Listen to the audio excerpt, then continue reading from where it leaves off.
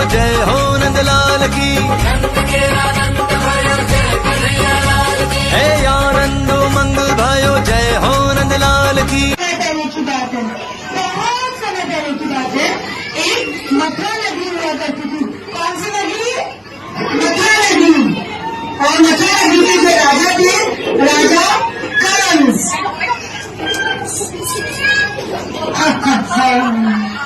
कंस राजा बहुत ही डेंजरस, एकदम ताकतवर।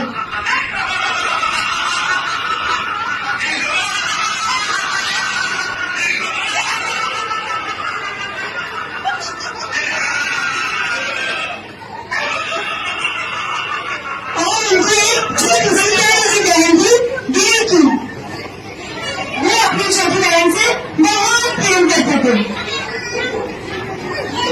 एक बार ना उन्होंने देखा कि वासुदेव जो कि बहुत अच्छी थी, तो उन्होंने सोचा कि मैं वासुदेव से अपनी छोटी बहन का विवाह करवा दूं। और ऐसा सोचकर उन्होंने वासुदेव के साथ देवकी जी का विवाह करवा दिया, यानी कि शादी करवा दी। और हैप्पीली उनको विदा करने लगे, विदा करने के रथ पर लगाकर। लेकिन जैसे ही वो विदा करने लगे, आसमान में जोर से बिजली कड़की, बहुत जोर से बिजली।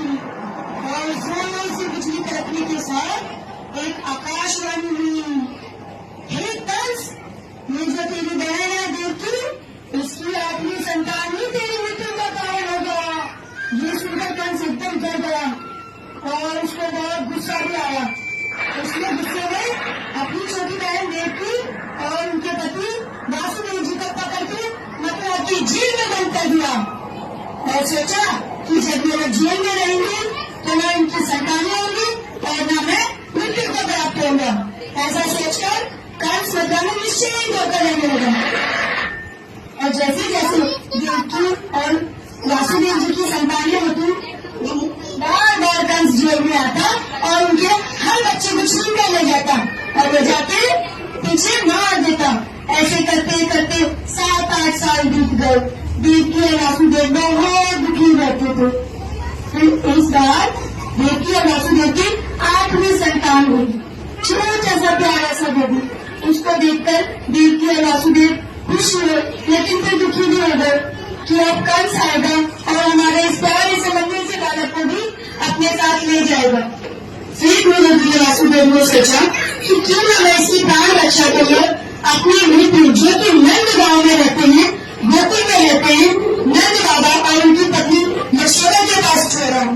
ऐसा विचार करके रात में बहुत तेज उस रात बारिश बरस रहा था, यमुना नदी पानी से भरी हुई थी।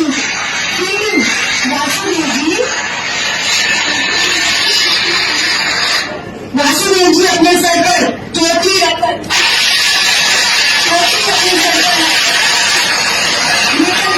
इतनी मुश्किल से यमुना नदी को ढूंढे पार करने लगे।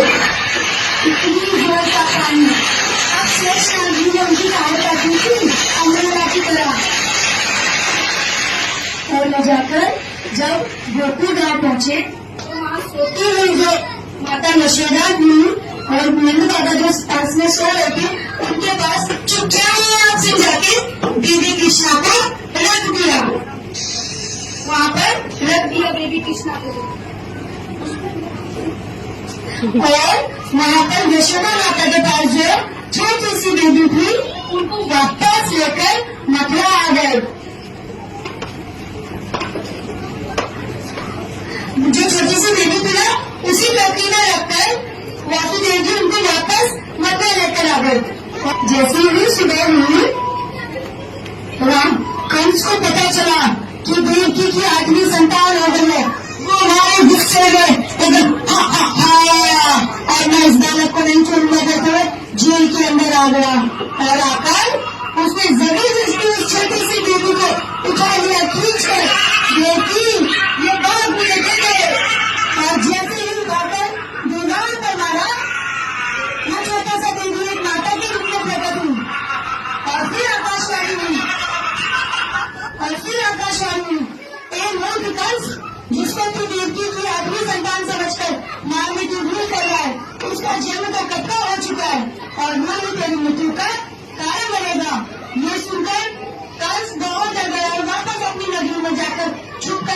कक्ष में बैठ गया।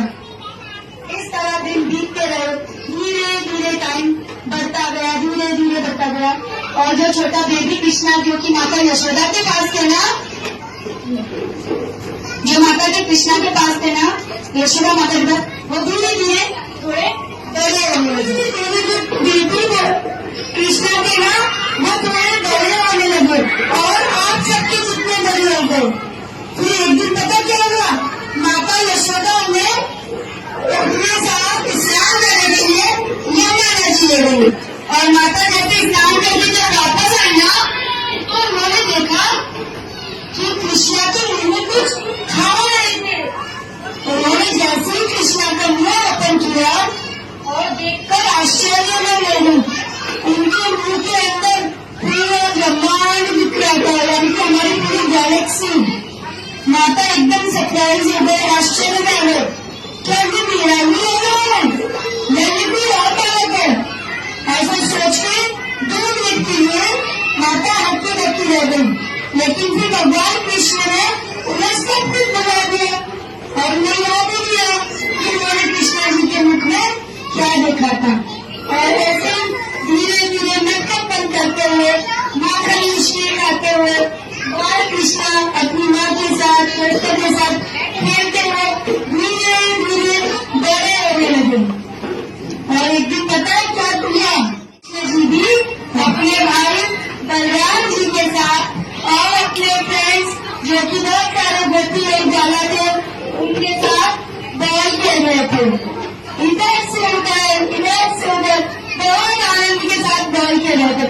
लेकिन तभी कृष्ण ने एक बार जोर से बॉल को मारा और जाकर वो यमुना नदी में गिर गई।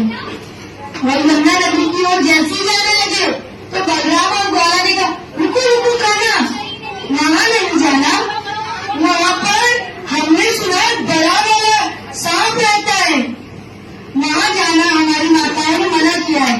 और तुमने तो हमारी बॉल भी घुमा दी, अब हम कैसे खेलेंगे? तो कन्हैया जी कहते, अरे मित्रों परेशान ना हो, मैं अभी बॉल लेकर आता हूँ। फिर वो ऐसा कहते हैं, यमुना नदी में जोर से छलांग लगा देते हैं और नदी के अंदर जाकर देखते हैं, वहाँ पर वाकई में एक बड़ा वाला सांप बैठा था। और वो बॉल भी ना, वो जो बैठ थी वो भी उसी सांप के पास थी। कन्हैया जी पहले तो बड़े प्रेम से कहते हैं कि नाग मुझे मेरी गेंद वापस कर दो। तो गुस्से में कालिया नाग कहता है, ओ बालक हटो, जो चीज मेरे पास आ जाती है मैं किसी को नहीं देता। कृष्ण फिर कहते हैं, मुझे मेरी गेंद वापस कर दो ना, वो नहीं देते। फिर कृष्ण जी को गुस्सा आ जाता है, वो कहते हैं, अब तो मैं तुमसे अपनी बॉल वापस लेकर ही मारूंगा। तो कालिया नाग भी बोलता है, अच्छा लेकर दिखाओ। फिर दोनों आपस में फाइटिंग करने लगते हैं। भगवान कृष्ण और कालिया नाग के बीच बहुत जोर से फाइटिंग होती है।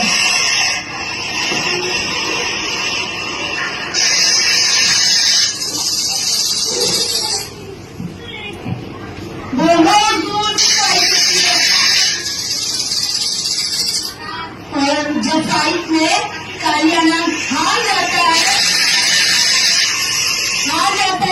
तो वो भगवान को हाथ जोड़ के बोलता है, प्रभु मुझे क्षमा करें, मैंने आपको पहचाना नहीं, आप मुझे माफ करें और अपनी गेंद अपने साथ वापस ले जाएं। ऐसा कहते हुए वो भगवान कृष्ण को अपनी गेंद वापस दे देता है। और कृष्ण जी अपनी गेंद वापस लाकर अपने भैया और अपने दोस्तों को दिखाते हैं, देखो देखो मैं गेंद वापस ले आया। अब सारे खुश होकर फिर से गेंद खेलने लगते हैं। इसी तरह हंसते खेलते दिन बीतते जाते हैं। और इधर दूसरी ओर मथुरा नगरी में कंस को एकदम टेंशन हो गया है कि मैं कौन सा बालक है अभी तक नहीं मिला, मैं कैसे उसे ढूंढूं और अपनी मृत्यु के कारण को खत्म करूं। तभी उसे कंस से समाचार मिलता है, महाराज वो जो बेटी का नटखट बालक कान्हा है ना, वही देवकी की 8वीं संतान है। आप किसी तरह उसे यहाँ मथुरा में बुलाएं और यहाँ षड्यंत्र करके उसको मार देवें। ऐसा करने से आपकी मृत्यु का कारण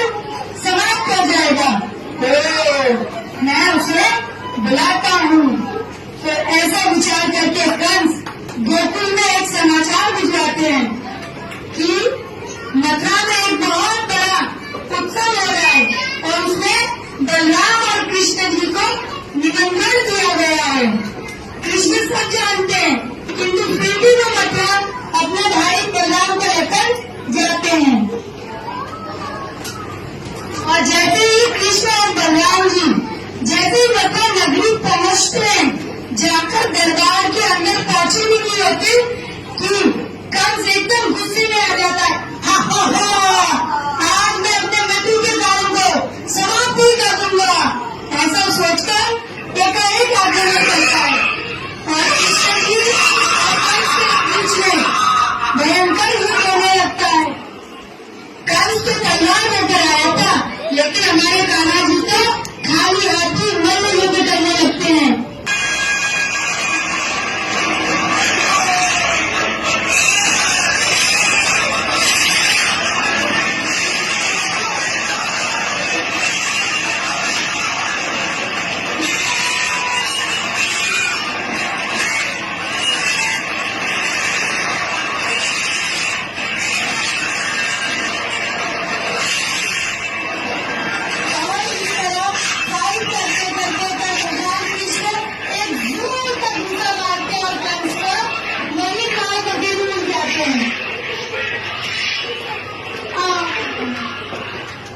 और